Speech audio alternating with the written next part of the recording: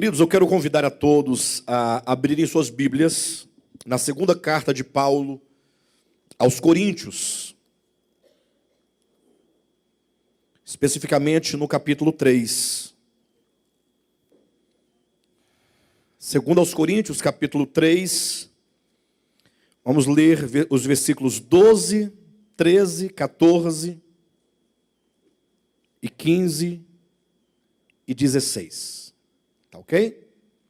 Do versículo 14, ou melhor, do versículo 12 até o versículo 16. Diz assim o texto: Tendo, pois, tal esperança, servimos-nos de muita ousadia no falar.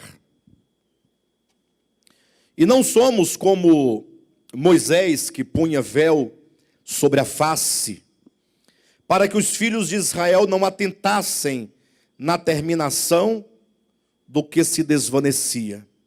Mas os sentidos deles se embotaram, pois até ao dia de hoje, quando fazem a leitura da antiga aliança, o mesmo véu permanece, não lhes sendo revelado que em Cristo é removido.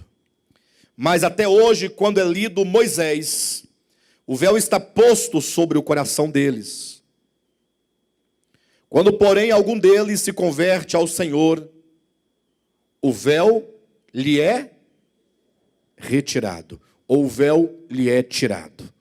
Muito bem, queridos, hoje eu quero falar um pouco mais com os irmãos a respeito da libertação que o Senhor nos oferece, das trevas que nos cegam o entendimento. Nós sabemos pela Escritura, ainda mesmo aqui nesta epístola, capítulo 2, ou melhor, no capítulo 4, versículo 4, quando o apóstolo Paulo claramente nos diz que é obra do Deus desse século o cegar o entendimento. Ou seja, toda a obra do mal na humanidade consiste em cegar o entendimento, os olhos do coração, para que o homem viva em profunda ignorância, em profundo erro conceitual acerca de Deus, acerca de si mesmo, acerca do mundo, acerca do bem, acerca da verdade. E uma vez que os homens eles estão cegos, não podendo eles enxergar as coisas como de fato são, então fatalmente eles errarão no seu caminho. Estamos trabalhando a ideia desta cegueira a partir do texto de João, o Evangelho, no capítulo 9.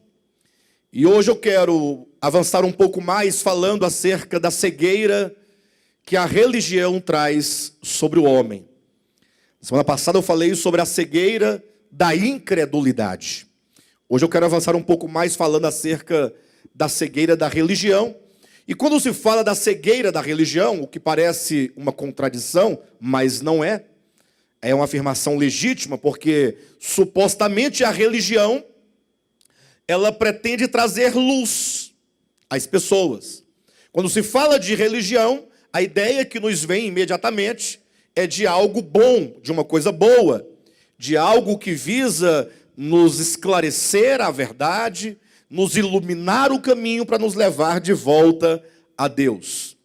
Entretanto, ainda que o livro de Tiago, a epístola de Tiago, use esse termo religião, quando ele diz, se alguém se julga a si mesmo religioso, mas deixa de refrear a sua língua e fala mal dos outros, a sua religião é uma religião vã, diz Tiago.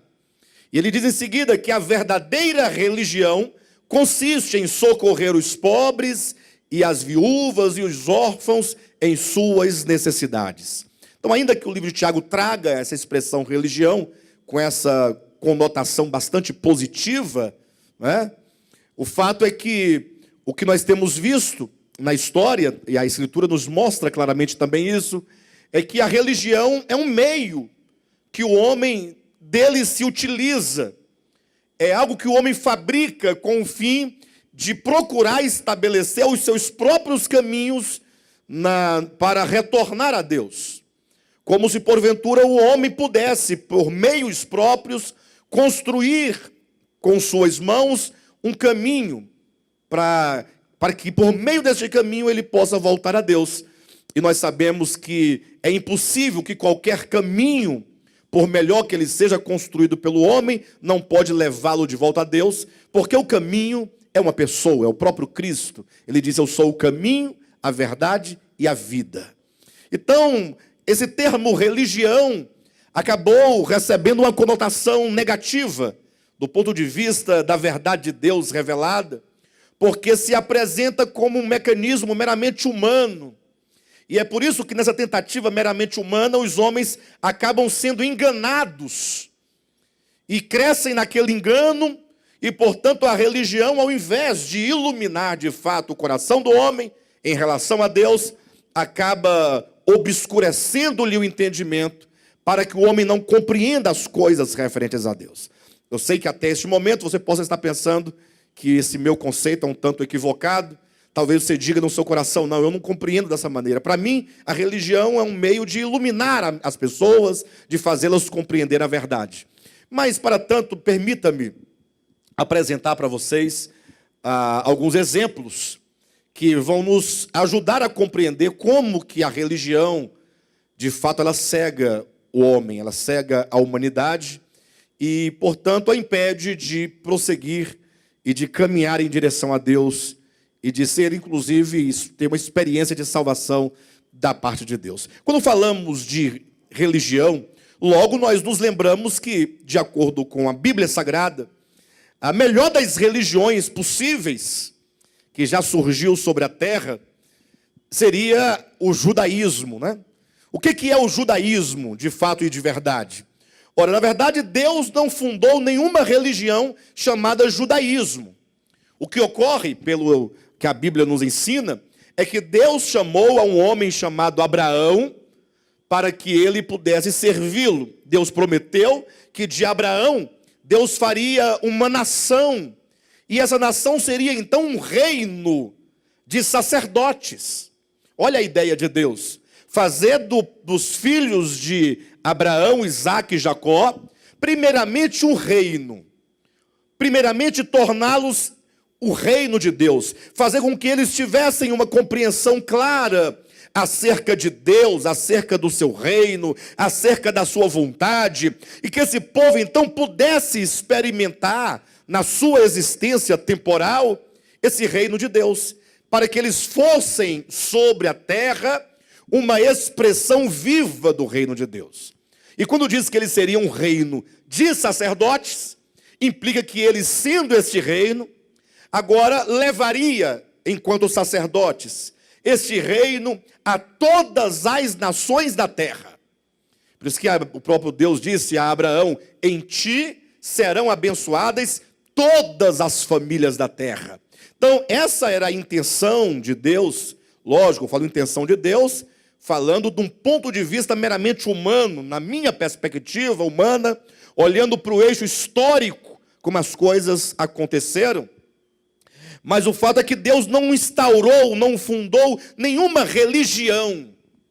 Pelo contrário, Deus, ao chamar o povo de Israel para ser o reino de sacerdotes, Deus dotou esse povo de dois grandes mecanismos para que eles pudessem minimamente compreender a verdade. O primeiro foi a lei dada por Moisés, a lei dos 10 mandamentos, que visava ensinar-lhes, ou ensinar ao povo de Israel, o que eles eram de fato e de verdade, mostrar o pecado no coração do homem. A lei foi dada como instrumento para avultar a ofensa, para mostrar quão perverso e quão maligno é o pecado, para mostrar que o homem não tem condições de agradar a Deus por si mesmo.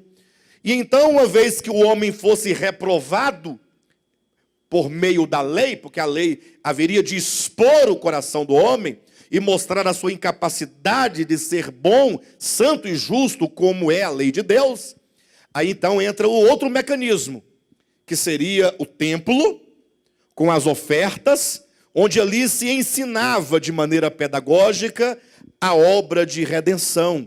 Então eles deveriam, uma vez sendo expostos pela lei, agora refugiarem-se na graça de Jesus Cristo, na graça de Deus, que eles encontrariam ali representados nas festas, nas cerimônias, nos sacrifícios, nas ofertas que eram oferecidos a Deus no templo.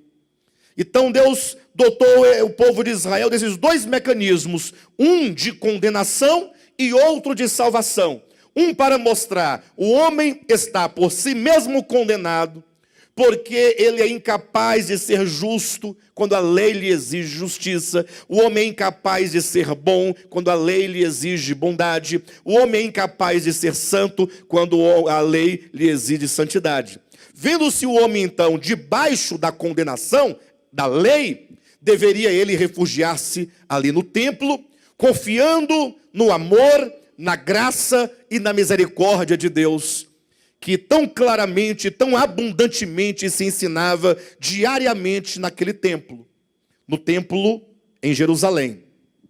Ocorre que o tempo passou e não demorou muito para que o povo de Israel fosse para o cativeiro babilônico, depois cativeiro assírio, ou melhor, dois cativeiros, uma parte foi para o babilônico, a outra parte foi para o assírio. Quando eles retornam desse cativeiro, aí nós vamos ter, basicamente, na Bíblia, os livros de Esdras, Neemias, Esté, Zacarias e Malaquias. Esses livros falam desse período pós-exílico, esse retorno.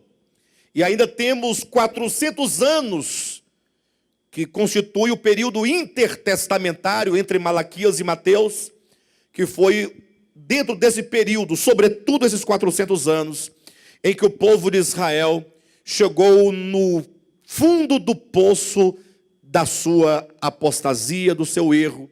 E é nesse tempo, sobretudo, que se funda o judaísmo enquanto religião. Aquilo que Deus nunca pretendeu fazer. É aí que surgem as castas de fariseu, de escriba, os herodianos, e vai surgindo todos os saduceus, as seitas, não é? Cada uma com a sua percepção acerca da lei. É aí então que vem a corrupção dos sacerdotes. É aí então que aquilo que deveria ser uma coisa boa, ou seja, a revelação de Deus a este povo, tornou-se um mal. Porque eles tomaram os instrumentos da graça de Deus, da bondade de Deus, da iluminação de Deus, que servem para tratar o coração do homem, e agora eles esqueceram de todo o seu significado, e agora reconstruíram o templo, instauraram lideranças sacerdotais e outras espécies de líderes sobre o povo, de sorte então, que quando Cristo vem ao mundo, ele encontra instaurado, radicado em Jerusalém, no templo, uma religião que ele desconhece totalmente. E a grande prova disso é que você vai ver que durante toda a vida de Cristo, ou melhor, os 3 anos e meio de ministério de Cristo, acontece mediante muitos conflitos e confrontos entre a palavra encarnada, que é Cristo, e o judaísmo. Imaginem vocês que os sacerdotes, os sumos sacerdotes, os anciãos, os escribas, os fariseus, os saduceus, os herodianos, toda aquela casta de gente, aquelas lideranças, viveram a perseguir a Cristo, querendo pegar Cristo numa situação e acusando a Cristo, inventando mentiras contra Cristo, pretexto contra Cristo, até que o mataram finalmente.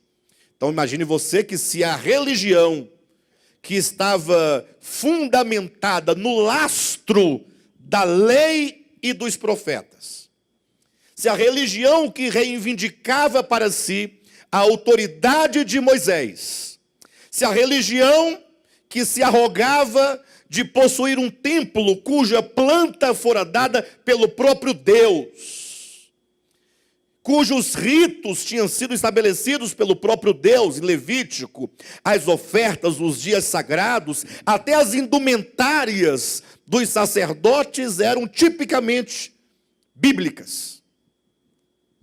E quão perversa foi essa religião, ao ponto de não somente rejeitar o Cristo de Deus, como chegar ao ponto máximo de crucificá-lo, de matá-lo. Daí vocês começam a perceber que a religião humana, por mais que ela traga consigo elementos ou ideias referentes a Deus, ela em si mesma, ela é ignorante, ela é cega. E tratando-se do judaísmo, eu quero fazer os irmãos se lembrarem de uma das figuras mais importantes do judaísmo e uma das mais emblemáticas do judaísmo, um homem chamado Saulo de Tarso. Saulo de Tarso, o então conhecido hoje, apóstolo Paulo, ele tem o seu testemunho. Ele próprio amplamente fala em livro de Atos, tanto no capítulo 9, no capítulo 22, no capítulo 26. Ele também fala da sua experiência no capítulo 1 de Gálatas. Então ele vai contando a sua experiência. E a experiência de Saulo nos ajuda a compreender também a nossa experiência e a nossa necessidade. Imagine você que Saulo de Tarso, ele era hebreu, porque seus pais eram hebreus. Sua mãe era hebreia, seu pai era hebreu, e ainda que ele tivesse nascido em Roma, fosse cidadão romano, mas os seus pais eram hebreus, como ele próprio vai dizer de si mesmo: eu sou hebreu de hebreus, sangue puro de hebreu, que amava o judaísmo e que desde a sua infância, pensa comigo, como diz a Escritura, ele fora já criado aos pés de Gamaliel. Gamaliel era o representante de uma das duas principais escolas teológicas e filosóficas de então. Saulo de Tarso, ele cresceu aprendendo com um dos maiores mestres, aprendendo o Antigo Testamento, aprendendo a lei e os profetas, aprendendo Moisés, Gênesis, Êxodo, Levítico, Números, Deuteronômio, aprendendo os profetas. Cresceu naquele ambiente judaizante, se tornou um homem zeloso pela lei, se tornou alguém que defendia com unhas e dentes a sua religião. Era um homem esclarecido. Ele não era um homem, humanamente falando, ignorante. Humanamente, ele era um homem sábio, era um homem entendido, até porque, sendo ele um cosmopolita, logo, Saulo de Tarso também estudou nas melhores escolas de Roma. Aprendeu a literatura, aprendeu o direito, aprendeu filosofia, além da teologia, de Gamaliel, que ele aprendera na sua infância. Então, Saulo de Tarso era um homem, humanamente falando, um homem amplo, um homem de conhecimento, de uma envergadura tremenda no que diz respeito ao conhecimento teológico, ao conhecimento filosófico, ao conhecimento do direito, ao conhecimento literário. Era um homem de grande potencial, de grande visão. E, sobretudo, Saulo de Tarso era uma pessoa extremamente honesta, uma pessoa extremamente sincera. Hoje em dia, está muito longe de nós encontrarmos pessoas com um caráter tão reto quanto o de Saulo, um caráter tão disciplinado quanto o caráter de Saulo de Tarso. Um homem que levava a sério e levava às últimas consequências a sua fé. Infelizmente, a gente vive hoje num tempo em que as pessoas têm a sua fé, elas dizem que acreditam, mas relativizam a sua fé no seu cotidiano. Se bem observado, nós vamos poder verificar algo. Quanto mais a pessoa está permeada de conceitos errados, quanto mais a pessoa está cativa e presa numa seita, numa heresia, quanto maior é o engano no qual a pessoa está aprisionada, maior a sua devoção, maior a sua fidelidade. Eu fico imaginando assim, eu vou falar assim, sem citar muitos nomes, mas eu conheço um casal em que a mulher é testemunha de Jeová.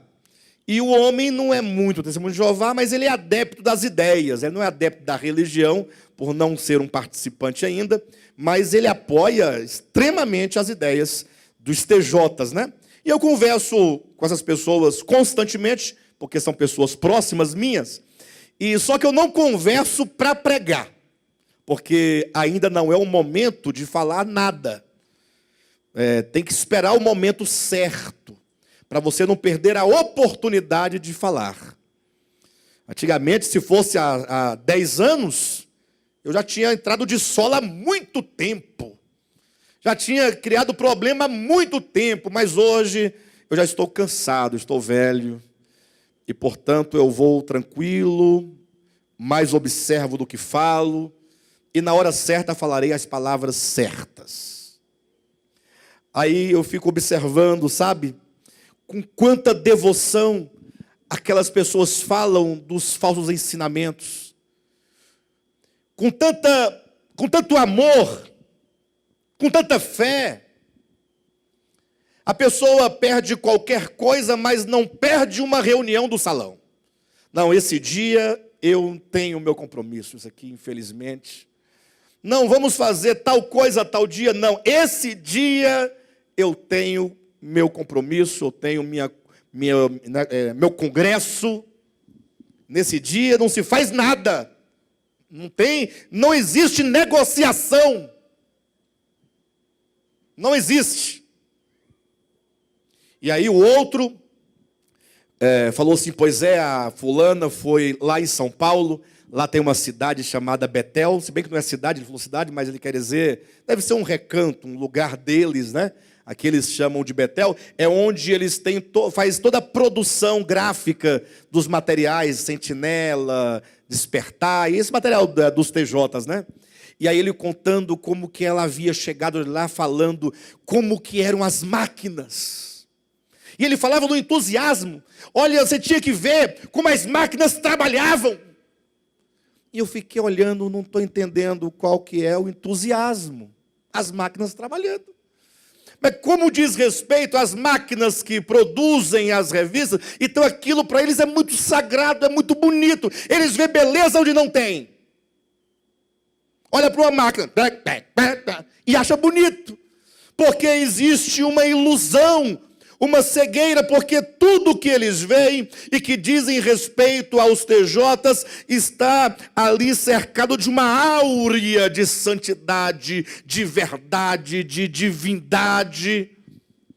Aí eu lamento que quando essas pessoas conseguem enxergar e se libertar, aí elas começam a enfrentar tudo aquilo que elas não conheciam antes. O desânimo, a negligência. Então eu dizia, agora há pouco, que quanto mais a pessoa está atrelada, eu falava de Saulo de Tarso, né? Do seu caráter tão reto e do seu empenho tão desmedido, tão descomunal, como que ele se entregava, ele acreditava profundamente no judaísmo. Só que ele não era um crente ignorante, não. Porque tem gente que está no catolicismo, mas que não conhece o catolicismo. Está por tradição. Não tem essas pessoas? Tem outros que estão no meio evangélico, mas não conhecem, não sabem o que é o movimento evangélico. Estão lá por qualquer outro tipo de situação. Saulo de Tarso, não. Ele conhecia profundamente a lei, os profetas, a Torá. Ele podia fazer, até recitar partes e partes da Torá, dos profetas, explicar, fazer os esquemas teológicos. Ele estava claro e claríssimo do que ele cria. Vocês sabem, o judaísmo não aceitou o Messias, ele crucificou o Messias. E, portanto, agora imagine você vendo Saulo de Tarso, depois que Cristo morreu e ressuscitou, Saulo vendo o crescimento da igreja. Pessoas e pessoas se convertendo a Jesus Cristo. Primeira pregação de Pedro, 3.000 pessoas se converteram aproximadamente. Não passou muito tempo, já eram 5.000. Diz a Escritura lá em Atos que a igreja crescia. e prosperava, e crescia em número, crescia em poder, crescia em graça. Gente, Saulo ficou incomodado, falou, não pode, gente. Nós não podemos permitir, é um entendimento de Saulo, não podemos permitir que esse povo, esses enganados e esses enganadores prosperem, porque eles estão crescendo em número. O que será daqui a 5 anos, 10 anos, 20 anos? Porque Saulo entendia que Jesus era um embusteiro, um enganador. Disseram, este homem andou enganando a vida inteira enquanto estava vivo, depois que morreu, seus discípulos roubaram o seu corpo, e agora vieram com um engano ainda maior, dizendo que ele havia ressuscitado. E agora saem por aí pregando que Jesus é o Filho de Deus e que Jesus ressuscitou. E Saulo, no seu zelo, naquela ânsia de servir a Deus, de fazer algo por Deus, para que o engano não prosperasse, diz a Escritura, e ele próprio narra isso dizendo que ele foi aos principais de Israel pedir cartas de autorização para que ele, pessoalmente, com uma pequena guarda, né, fosse de cidade em cidade. Olha a disposição dele. Ele não foi solicitado, ele que pediu. Eu vim aqui pedir para vocês me enviarem. Eu quero sair de cidade em cidade, para que onde eu encontrar alguém que invoque o nome de Jesus, desse Nazareno, eu possa prendê-lo e trazê-lo preso ao Sinédrio para ser julgado pelo Sinédrio. Olha o zelo desse homem. Um homem que tinha, humanamente falando, uma visão clara das coisas. E ele contando então, foi nesse ensejo, foi indo então para Damasco, a Escritura que ele respirando ameaça e morte contra os cristãos, caminhando, era por volta de meio-dia, quando o sol brilhava na sua maior força, quando não tem como clarear mais o dia, porque a luz do sol chegou na sua intensidade maior. Diz ele, estando eu a caminho de Damasco, eis que brilhou sobre mim uma luz vinda do céu. Brilhou uma luz. Ora, mas como é que pode brilhar uma luz sobre ele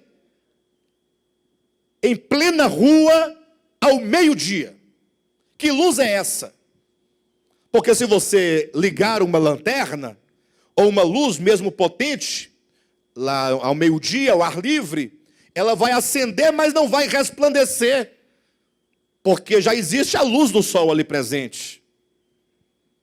Mas essa luz que brilhou em torno dele foi uma luz tão forte, que diz a Escritura que ele foi cegado por aquela luz, e agora ele cai prostrado com o rosto em terra. Um grande homem, homem poderoso, homem das letras, homem do direito, homem da literatura, homem da filosofia, homem da teologia, prostrado com o rosto em terra. E é nesse momento que começa uma obra muito grande dentro dele. E é esse ponto que eu quero que vocês comecem a refletir comigo. E você pondere sobre a sua necessidade e sobre a nossa necessidade. Quando Saulo cai prostrado, e ele se vê diante de um enigma, para ele um enigma, ele se vê diante de um homem que resplandece com um brilho muito maior do que o sol do meio-dia, que sem tocá-lo com a sua mera presença, o lança por terra. E então ele começa a pensar, tem muitas coisas que eu não entendo, coisas que não me foram ensinadas quando eu estudei com Gamaliel. Porque aquela visão, aquela experiência, fugia completamente de todo o conhecimento que ele tinha dentro da teologia judaica e de outros conhecimentos. Escapava aquela experiência do bojo do seu conhecimento que ele adquirira em toda a sua vida. É o momento em que nós nos deparamos com algo sobrenatural. E então, ele querendo discernir, ele pergunta assim, olha, quem és tu, Senhor? Então ele sabe primeiramente que ali tem um ser pessoal que está diante dele, ele sabe disso. Segundo, ele sabe que essa pessoa só pode ser chamada de Senhor, porque essa pessoa é maior do que ele, porque esse ser é glorioso, esse ser é majestoso. Ele diz: quem és tu, Senhor? E aí vem a resposta que ele nunca imaginou que poderia ser aquilo. A voz respondeu: eu sou Jesus, a quem tu persegues. E aí agora começa o problema em Saulo de Tarso. Ele adquiriu um problema. Jesus? Jesus. A quem eu estou perseguindo? Bem, eu não estou perseguindo Jesus, estou perseguindo os cristãos, uns hereges. Sim, mas eu sou Jesus, esse que tu dizes que está morto. Eu estou vivo, estou aqui, agora revelado diante de ti.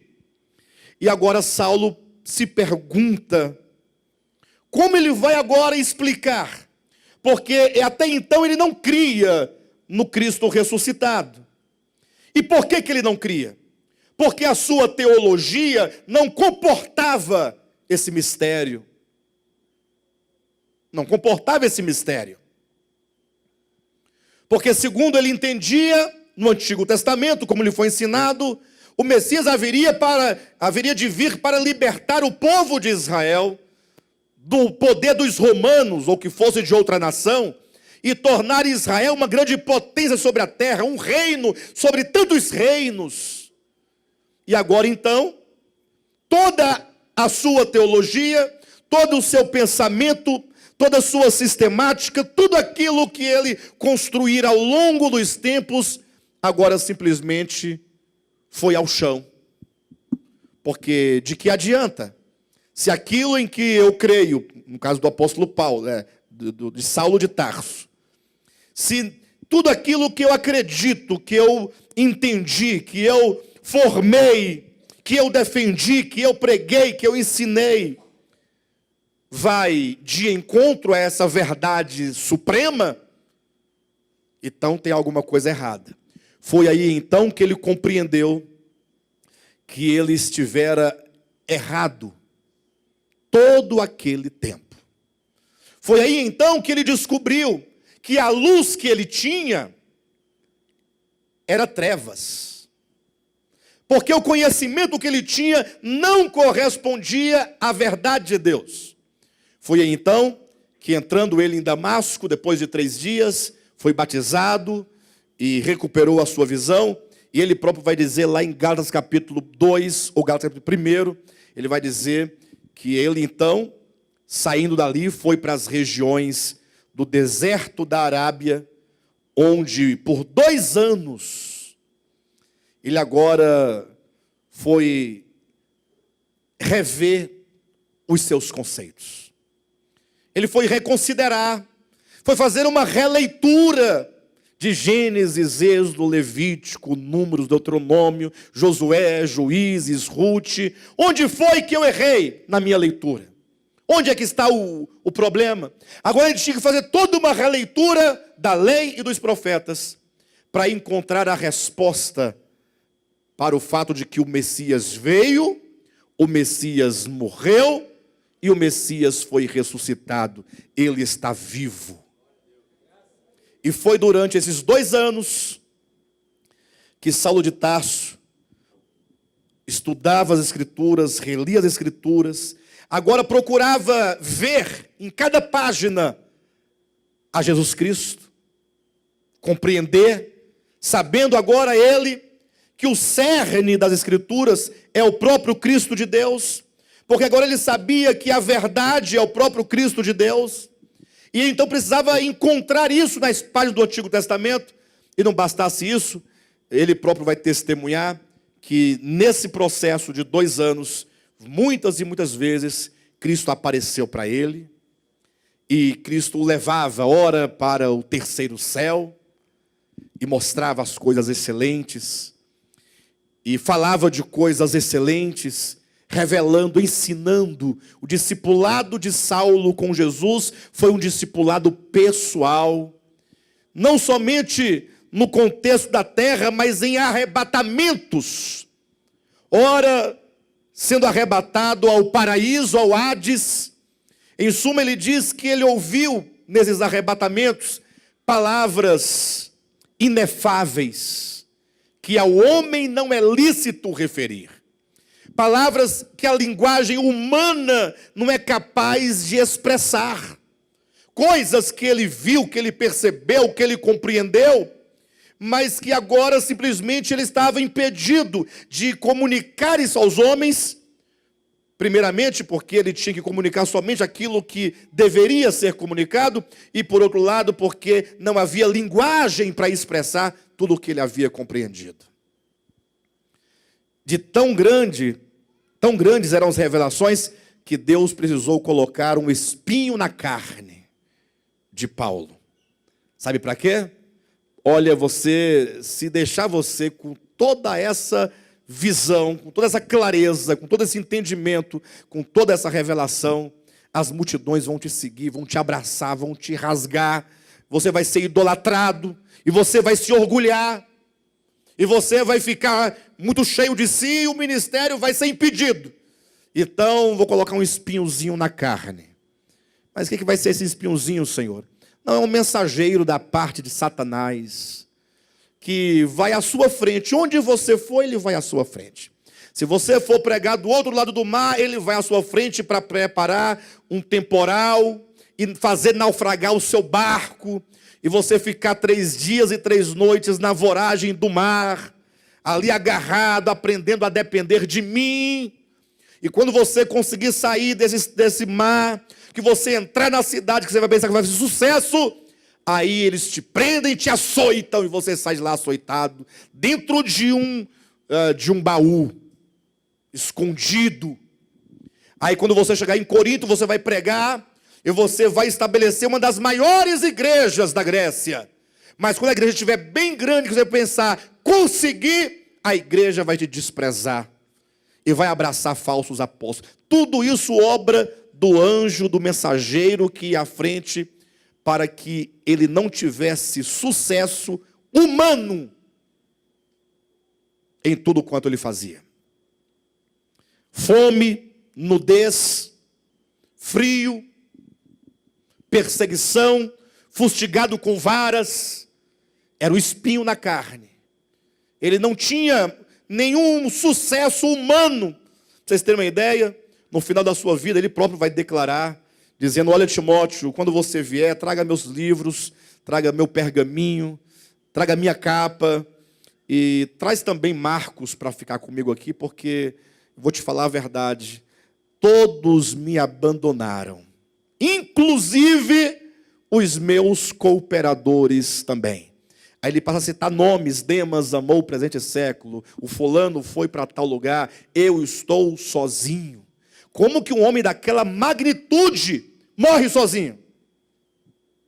Isso porque era o tratamento de Deus para ele. Ele precisava viver essa vida, né, de ser um canal de Deus para abençoar o mundo, porém ele próprio deveria viver nos limites de uma vida humana minimamente saudável. E foi Paulo de Tarso, portanto, quando se tornou então apóstolo de Jesus Cristo, é ele que agora consegue nitidamente, pela experiência que ele passou, porque ele transitou da antiga aliança, ele transitou do Antigo Testamento, naquela visão judaizante, para a visão do Novo Testamento, a visão do Cristo ressurreto, do Cristo glorificado, do Cristo exaltado, do Cristo vivo. Então é por isso que agora ele tem autoridade para falar acerca do que estava acontecendo com o povo de Israel, porque ele viveu a experiência com o povo de Israel no judaísmo. Ele foi liberto, então agora ele tinha condições de falar exatamente o que ocorria. E ele então diz, com essas palavras que nós lemos no início dessa mensagem, 2 Coríntios capítulo 3, ele diz assim: olha, tendo, pois, tal esperança, servimos-nos de muita ousadia no falar. Quando ele diz, tendo, pois, tal esperança, e essa esperança que eles tinham, os faziam com que eles falassem ousadamente, ele está se referindo ao ministério do Novo Testamento. Está aí nos versículos anteriores.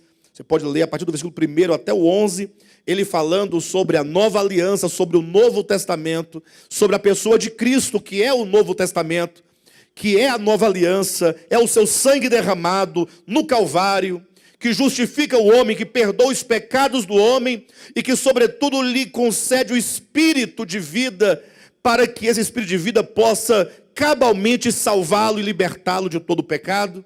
Então ele diz que é baseado nessa esperança, nessa visão, nessa revelação que ele teve, que ele diz: nós servimos-nos de muita ousadia no falar. E ele diz: e não somos como Moisés. Ele começa a apontar para a experiência lá de trás, dizendo: Moisés colocava véu sobre a face.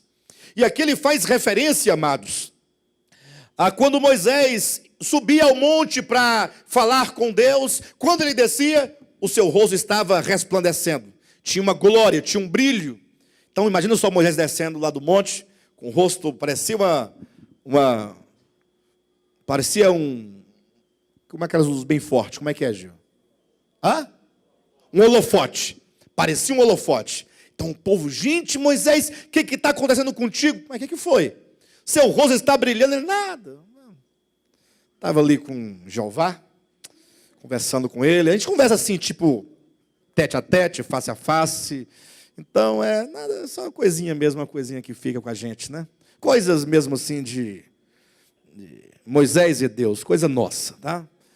E aí Moisés todo feliz, e o povo, então, pensa na situação. Moisés aqui, aí saiu aquela conversa, Moisés está com o rosto brilhando, Moisés absorve a glória de Deus, e o povo em volta de Moisés. Daqui a pouco ele falou assim: Moisés, espera aí, olha direitinho para mim. Ué, o que está acontecendo? O que foi? Está apagando o brilho do seu rosto. Está apagando. Está nada, está. E todo mundo: é verdade. Aí começou a perder o crédito. Aí Moisés corria lá em cima, falava com Deus, enchia de novo, aí voltava: e agora? Não, agora está beleza. E aí Moisés percebeu que essa glória era passageira. Essa glória, de acordo com os versículos anteriores, representava a glória da aliança do Sinai. Representava a glória da lei. Em outras palavras, a aliança do Sinai, a aliança da lei do Antigo Testamento tinha glória. Ninguém está dizendo que não tinha glória. E esse brilho no rosto de Moisés representava essa aliança, representava a lei, representava o Antigo Testamento. Quando então Moisés percebeu que a glória ia acabando, aí ele teve uma espetacular ideia. Ele mandou tecer um véu bem bonito e colocou sobre o rosto. Moisés, por que esse véu no rosto? Para não agredir a vista de vocês. É tamanha a glória e o brilho que vocês podem ficar cegos. Pô, isso é verdade, porque eu mesmo vi a glória no rosto dele. Mas só que aí vem Paulo. E aí Paulo traz uma coisa extraordinária, uma informação que não consta lá no Antigo Testamento. Ele diz: olha, nós não somos como Moisés. Ah, como assim, Paulo? Porque Moisés colocava o véu sobre a face, para que as pessoas não atentassem, para que as pessoas não descobrissem, não percebessem que a glória do seu rosto era desvanecente. Em outras palavras, Moisés queria que todos pensassem que a glória do seu rosto era uma glória eterna. Bem, ninguém pode aqui julgar as intenções do coração de Moisés. Mas o fato é que há um erro muito grave nessa situação, quando ele então dissimula essa glória, cobrindo-a com um véu, para que as pessoas fossem seduzidas por um suposto brilho eterno, enquanto esse brilho, essa glória, era uma glória passageira. Mas nesse ponto, nós tocamos uma questão essencial. Porque se a glória era desvanecente, e se nós lermos aqui todo o capítulo 3, vocês verão que essa glória é uma referência ao Antigo Testamento, é uma referência aos 10 mandamentos, enquanto regime, enquanto sistema, enquanto aliança, enquanto pacto. Nós vamos entender então que essa glória que se desvanecia já apontava para essa aliança que também haveria de acabar. Assim como a glória do rosto de Moisés ia se acabando aos poucos, lentamente, a glória da lei, a glória do Sinai, a glória da antiga aliança iria se desvanecendo, até que a luz de Cristo, esta eterna, resplandecesse eternamente. Quando Cristo disse na cruz: Pai, está tudo consumado, apagou-se definitivamente a glória do Antigo Testamento, para nunca mais acender. Apagou para sempre. Porque agora a glória da nova aliança, que é o Cristo de Deus, aquele que cumpriu cabalmente tudo o que a seu respeito fora dito na lei dos profetas, agora esse Cristo ressurreto, ele agora, espírito e vida, resplandece no coração de todos quantos creem no seu nome. E essa glória não se apaga. Mas o ponto que eu quero ressaltar aqui é por que Paulo coloca com esses termos: nós não somos como Moisés. O que ele tem que trazer Moisés para a conversa? Moisés não está aqui em Corinto. O que tem a ver uma coisa com a outra? Aí ele continua dizendo as razões: mas os sentidos deles se embotaram. Olhe para mim em nome de Jesus. Os sentidos se embotaram. Porque até hoje, quando se faz a leitura da antiga aliança ou do Antigo Testamento, o mesmo véu permanece cobrindo o coração. É um véu que impede que as pessoas vejam a transitoriedade da lei. É um véu que impede que as pessoas vejam a realidade que é Cristo. É um véu que leva as pessoas a viverem todos os dias. Porque, como diz o texto, porque os sentidos deles se embotaram, pois até o dia de hoje, quando fazem a leitura da antiga aliança, quando fazem a leitura do Antigo Testamento, é um tipo de cegueira que as pessoas de olhos abertos, com a escritura aberta, lendo, não conseguem enxergar, porque há um véu de religião, é uma cegueira religiosa, que impede as pessoas de compreender a verdade. Irmãos, eu quero ser bastante honesto com os irmãos. Eu sei que é grande o prejuízo de pessoas como eu, que vive no meio do rebanho. Pastor geralmente não vive no meio do rebanho. Os pastores, eles caem de paraquedas, ou num elevador que o traz até a plataforma, ele aparece, prega e desaparece. As pessoas não têm contato com os pastores nos nossos dias. São pessoas inalcançáveis, inatingíveis, com quem você quiser falar com um pastor, você vai conversar primeiramente com o fulano. Não é porque o fulano, porque o fulano é o primeiro de uma série de 12 até chegar no pastor. Você não vai chegar no pastor assim não, é lá, ó. Aí aquele primeiro vai te remeter ao segundo, que é o superior do primeiro. Aí o segundo vai te ouvir, se for o caso, te remete ao terceiro, que é superior do segundo, que é superior do primeiro. Aí o terceiro vai te remeter ao quarto. Se você conseguir chegar no 12º, aí ele vai ver se te introduz ou não na presença do pastor. Agora, pastor que vive no meio do rebanho é aquele pastor que todo mundo conhece. Conhece as virtudes, conhece as fraquezas, conhece os acertos, conhece os erros. Conhece o coração, conhece quando fala muito, conhece quando fala pouco. Conhece quando está triste, conhece quando está alegre. E isso gera, infelizmente, isso é do ser humano, o que se chama de descredibilidade. Lógico. Eu sei quem você é, cara. Olha para mim, você pensa que você vai para sai fora. Ou seja, me parece que os homens, eles preferem ser iludidos, né? Porque sendo iludidos, aí eles se entregam na sua ilusão para aquele a quem eles pensam que é o que não são. Por todos os efeitos, o próprio Cristo disse que profeta não tem honra na sua própria casa. Bem, mas o que tem a ver com o que eu estou dizendo?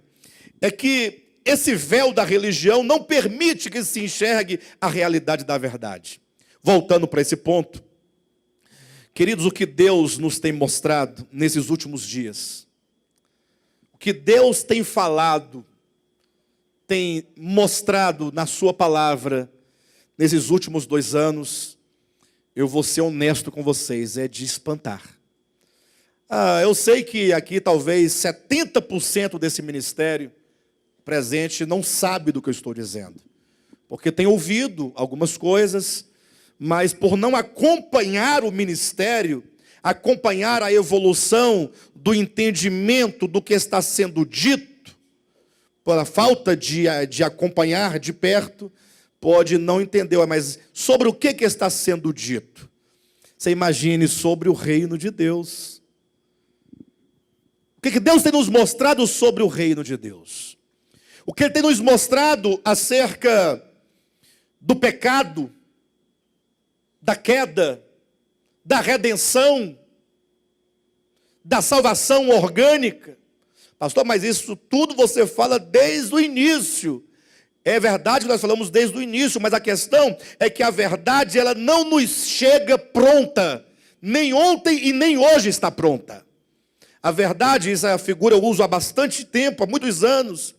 É como que coloca-se um ponto inicial e começa então a fazer voltas em torno desse ponto, no sentido espiral, e cada volta que você dá em torno do mesmo ponto, o círculo vai aumentando, vai ganhando dimensão.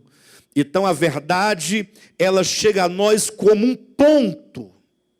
E agora, na medida que nós então procuramos compreender a realidade dessa verdade, ela vai ganhando contornos cada vez mais claros, cada vez mais amplos, e vai ganhando e dando uma dimensão na visão.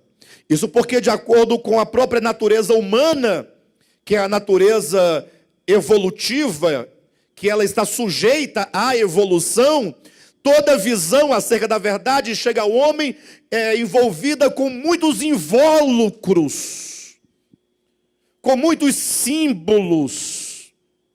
E o pior é que os homens agora, ao ler as Escrituras, muitos deles só conseguem ver os invólucros, não conseguem ver a essência da verdade.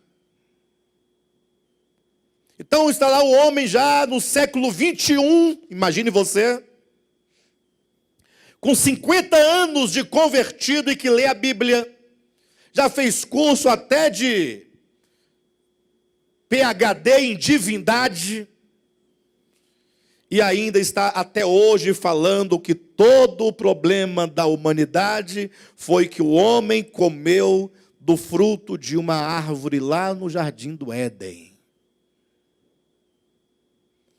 E tudo que ele pode falar acerca disso é: não, Deus me revelou algo sobre aquela árvore. O que é? Não é uma maçã.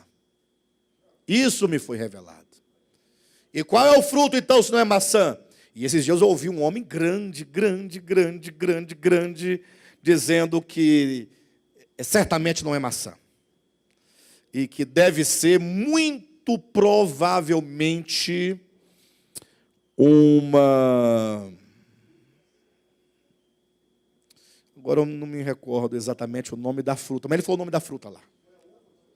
Não, da uva foi essa pessoa é muito pequena. Esse é grande. Vai crescer, você vai chegar lá em cima lá. Ele disse que é uma fruta. Não é maçã, mas muito provavelmente, aí falou lá o nome da fruta, eu me esqueci agora.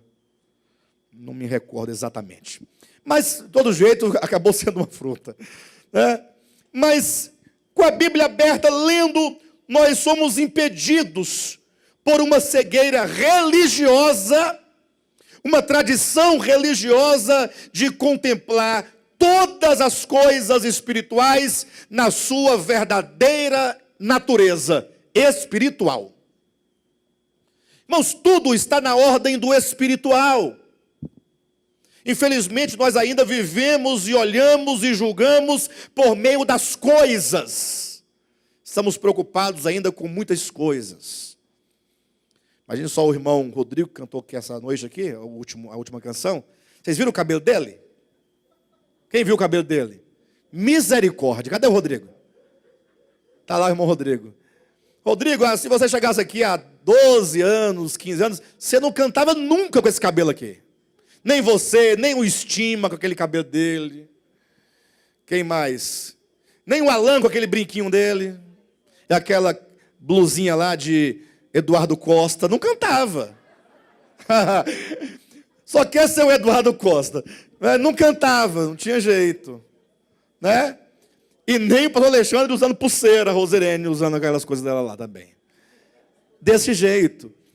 Por quê? Porque nós ainda estávamos com os olhos vedados.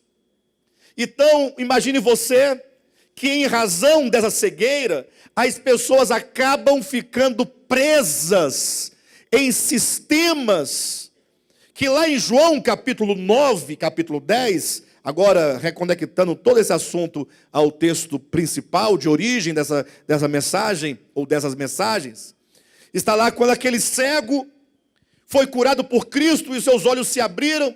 Aí ele vai lá agora, está cercado de sacerdotes, ou no templo, ou que seja na sinagoga, e agora ele começa a dar testemunho da verdade. Pessoal, olha, eu sou mesmo aquele cego, que agora não sou mais cego.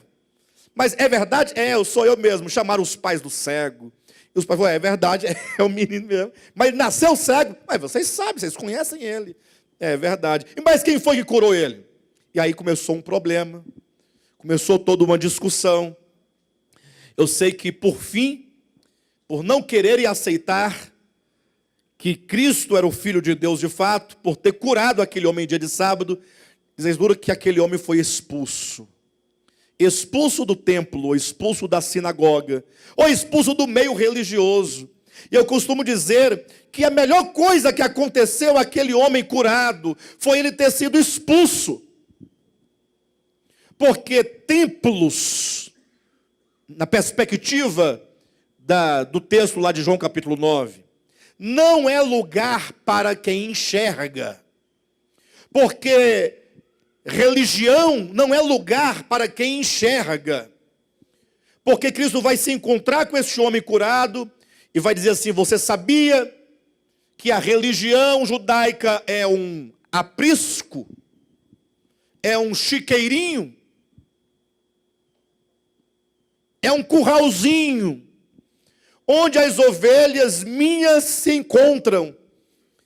E elas estão lá guardadas naquele chiqueirinho, aguardando que o bom pastor possa chamá-la pelo nome para sair de lá. O chiqueirinho da religião tem uma razão de ser. Deus utiliza, porque de alguma maneira guarda a ovelha dele até o momento da sua libertação. E aí vem uma outra revelação tremenda, que os judeus devem ter ficado brabos e nós também vamos ficar, é que Cristo fala, mas não só tem aquele chiqueirinho, não só tem aquele aprisco, existem muitos e muitos e muitos outros aprisco no mundo inteiro. E em todos eles tem lá as minhas ovelhas. As minhas ovelhas estão dentro de muitos apriscos. E a mim convém tirá-las de lá. A mim convém salvá-las. Convém chamar cada uma pelo nome no curral do judaísmo, no curral do cristianismo, no curral do budismo, no curral do islamismo, no curral do espiritismo, no curral do ismo. Onde tiver um ismo, lá estão as ovelhas de Cristo. E Ele quer chamá-las para fora deste curral, para que elas encontrem liberdade, para que elas sejam livres. Mas agora estava lá aquele homem que era cego, agora curado, entristecido, talvez andando e dizendo: puxa, que pena, né? Agora que eu deveria estar no templo porque estou curado, agora com uma outra motivação, porque outrora eu ia lá para pedir esmolas, e agora eu poderia estar lá junto com eles lendo a Escritura, eles não me querem mais, me expulsaram de lá. E nessa tristeza se depara com Cristo, e Cristo se apresenta a ele, se revela a ele, e Cristo então começa a contar essa parábola do capítulo 10 de João, dizendo: olha, as minhas ovelhas são chamadas para que, do mesmo modo que elas entraram no aprisco pela porta, elas devem sair pela mesma porta para gozarem e desfrutarem dos pastos verdejantes. Aí vem a ideia da libertação. Se você colocar paralelamente a cura do cego, com a ideia de ser tirado do aprisco e levado aos pastos verdejantes, você vai perceber que a ideia é a mesma. O aprisco é a cegueira. É no aprisco onde os homens estão ali oprimidos, onde os homens estão sendo maltratados, porque o ladrão está ali para matar e roubar e destruir as ovelhas que não lhe pertencem. Aqui o ladrão não é o diabo, o ladrão são os líderes perversos que roubam as ovelhas que não é de Cristo, que fazem delas o que eles querem fazer, arrancam a sua lã, arrancam o couro. Então, a cegueira do homem cego de nascença é aqui no capítulo 10 representado pela religião da lei, a religião da escravidão. Todos nós já passamos por esse caminho. Todos nós já tivemos algum dia no aprisco, onde nós servíamos sob o cetro de um líder, ou não? Quem é que já apanhou de cetro na cabeça? Deixa eu ver a mão. Eu estou falando simbolicamente. Quem é que já foi oprimido? E o pastor falou e te ameaçou, e te expulsou, e te pisou, e você teve que fazer e tal. Quem aqui já sofreu com isso? Aumentou o número. Outros não querem falar porque ainda devem respeitar ou amar, né? E por respeito não querem falar. Mas é a cegueira. Mas olhem para mim, por um momento, imagine você que aí vem Cristo e te liberta. Abre teus olhos. E você agora é livre, você agora enxerga. E a pergunta que eu faço, eu quero concluir com essa reflexão: o que nós fazemos com essa nossa liberdade em Cristo? Ou seja, agora que você consegue conceber e enxergar alguma coisa, agora que você já não lê mais as Escrituras com o véu sobre a face, a pergunta é: o que nós fazemos da nossa liberdade? E aqui é um ponto que eu quero que vocês pensem sobre isso. Eu não quero afirmar categoricamente sobre a sua vida, mas eu quero afirmar o que nós temos percebido na nossa experiência. Somente quando nós somos libertos da religião é que nós podemos ver e conhecer o quanto que nós somos escravos de um tanto de outras coisas que a religião não nos permitia ver. Vocês entenderam? Nós éramos escravos da preguiça, da negligência, escravo da avareza, escravos da maldade. Só que a religião não permitia que nós víssemos tudo isso, porque a religião nos fazia servir em nome do medo e das ameaças. Então aquele serviço movido pelo medo e por ameaça e por barganha nos fazia pensar que nós éramos bons. Então quando você se liberta desse jugo, dessa coerção, dessa obrigação, desse jugo, aí você é livre, Agora não tem nada mais que te obrigue, nada mais que te... E é nesse momento que nós descobrimos que nós somos ainda escravos de muitas coisas. E essa escravidão de muitas outras coisas ainda são resquícios da cegueira que não nos permite ver muitas coisas. Ou seja, nós estamos num processo de cura da cegueira.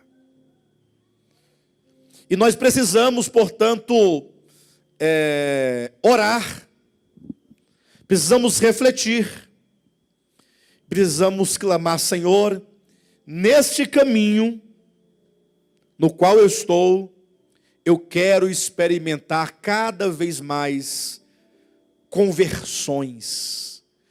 Porque a conversão a Cristo não é aquela que você fez quando você aceitou Jesus, como diz, né, a expressão lá fora. Talvez aquele dia tivesse sido apenas o primeiro passo e a primeira experiência de conversão.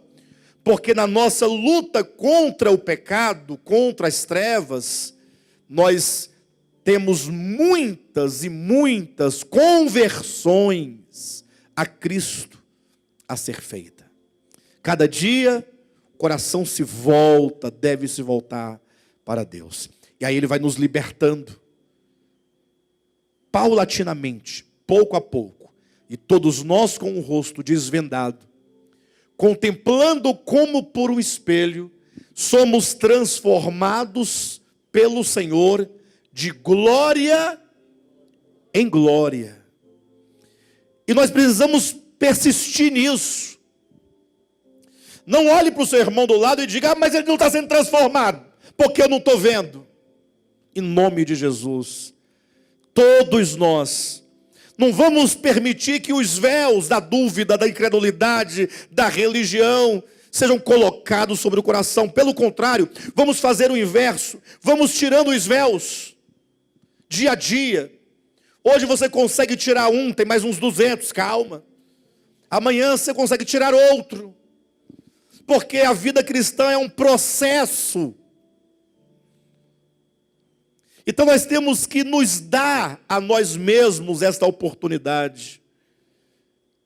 E de orar uns pelos outros, de ajudar uns aos outros, de interceder uns pelos outros, de levantar uns aos outros. E caminhar, irmãos, vamos caminhar. Porque este caminho de sofrer conversões constantes é o caminho da nossa plena libertação. Você não pode simplesmente olhar para o irmão José e desanimar com ele. Aí ele está ruim e você desanima com ele, fica pior do que ele. Não é esse o caminho. Nós temos que compreender, cada dia é um passo, sem querer dar 2 passos de uma só vez. É um passo, em oração, em meditação, em reflexão, em compreensão, absorvendo a verdade de Deus. O Senhor está nos ensinando. E aí a verdade vem, primeiramente Ele nos ensina no nosso entendimento. E aí Ele nos ensina essa mesma verdade agora no coração. E depois essa mesma verdade ensinada no entendimento, depois no coração, Ele nos ensina na prática.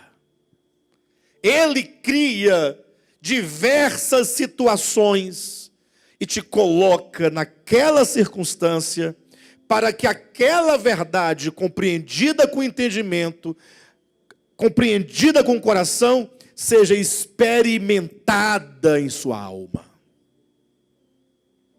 É o caminho. Vamos compreender isso, irmãos. Não vamos desanimar porque você está pensando numa igreja de movimentos. Não, a nossa igreja não é uma igreja de movimentos. Pode até fazer quantos movimentos quiser fazer, mas não é por isso. Nós temos uma meta. Qual é a nossa meta? Conhecer e prosseguir em conhecer ao Senhor. Essa é a nossa meta. É desenvolver experiências profundas com a palavra. Ah, pastor, eu estou desanimado. Com o que você está desanimado, meu irmão? Eu não sei. Eu olho assim. Então você tem que rever. Talvez o seu desânimo seja legítimo. Talvez você não esteja disposto a caminhar com determinação este caminho orgânico das experiências com a verdade.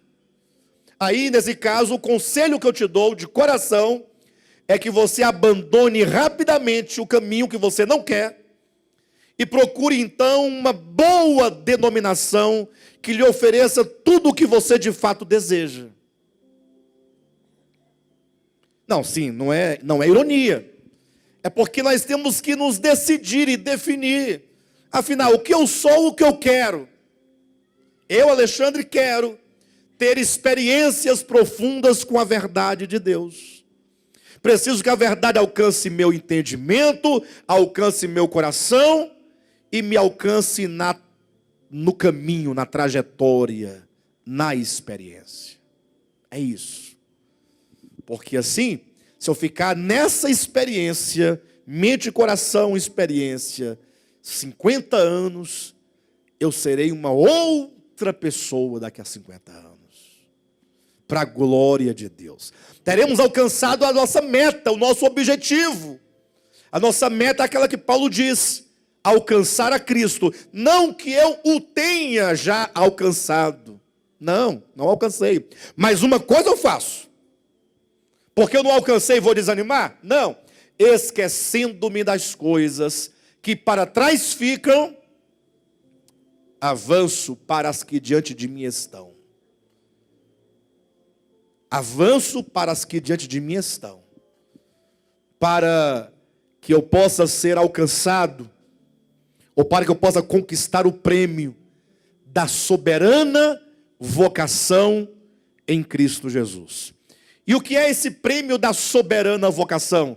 Ora, nós fomos chamados com um chamamento soberano para atingirmos a plena estatura do Filho de Deus. Posição de filhos. Mas para isso, nós precisamos vencer as trevas no coração, a cegueira no coração. Sabe o que nos impede de caminhar? Sabe por que às vezes nós ficamos travados? Sabe por que às vezes eu não quero mais prosseguir? Porque às vezes eu estou falando mal de vocês e vocês de mim. Porque ficamos nos mordendo, nos azunhando. É por causa das trevas que nos cega e não permite que nós vejamos a nossa situação. Não permite que vejamos o que Deus é, o que nós somos nele. Então está aí feito o meu apelo em nome de Jesus. Vamos prosseguir, que a luz de Deus resplandeça mais e mais no nosso coração. Amém?